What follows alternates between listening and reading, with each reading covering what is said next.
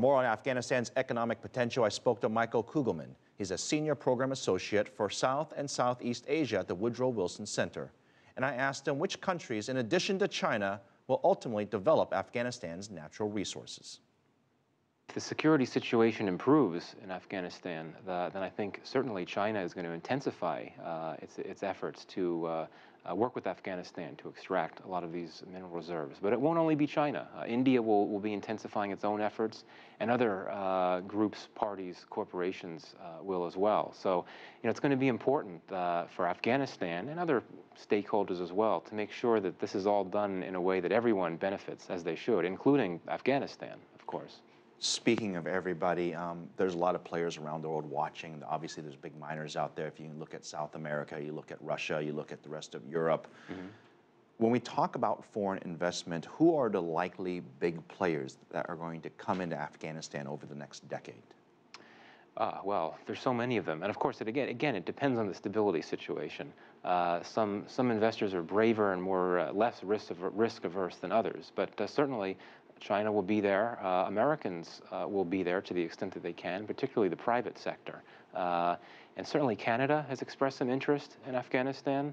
And really a number of parties, groups from around the world. But I would argue that mainly the key ones to look out for are China and India and U.S., some European investors, more private sector investors than anything else.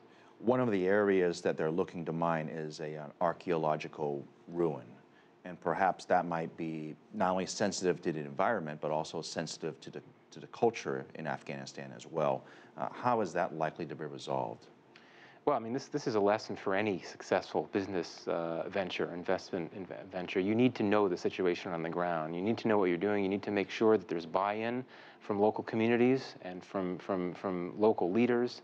And so certainly, if this type of investment goes forward, it would be really important to make sure that everyone is on board, so to speak, because you hear all these terrible stories, not just in Afghanistan, but investors, foreign investors, coming in and doing things with land that may not be clear what this land is and what it's used for the outsiders. For example, burial grounds. This has happened before. There have been investors that have gone into certain countries in Africa and seen land that to them looks abandoned, nothing going on there, but in fact is revered as an ancestral burial. And of course, that's another opportunity to perhaps anger the locals and create a whole nother set of problems. And I'm wondering, besides doing the research, how important is that relationship with the government? What are the mitigation efforts that countries or companies use to try to not only avoid these situations, but after they find out that they're in this situation? Well, of course, it depends on the place, it depends on the player, it depends on the investor.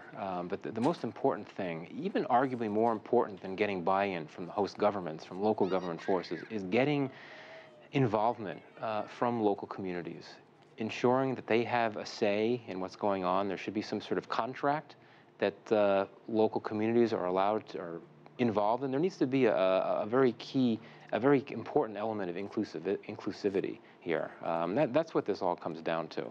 I think the worst possible scenario is for investment deals to go down, to be concluded by contracting parties, and for local communities to have absolutely no say in them at all. That's the worst possible scenario. Last question, your personal view. Do you feel optimistic that this foreign investment from around the world is likely good for Afghanistan?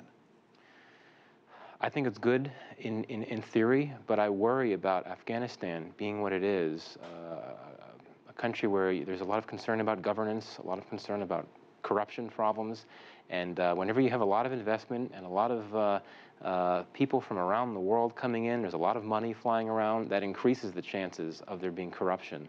And when that happens, no one is happy. The investors don't get what they want, locals don't get what they want, and so for that reason, this being Afghanistan, I am concerned. I mean, there's so much out there. If this is done the right way, it could really work, but I'm just concerned given these governance shortages.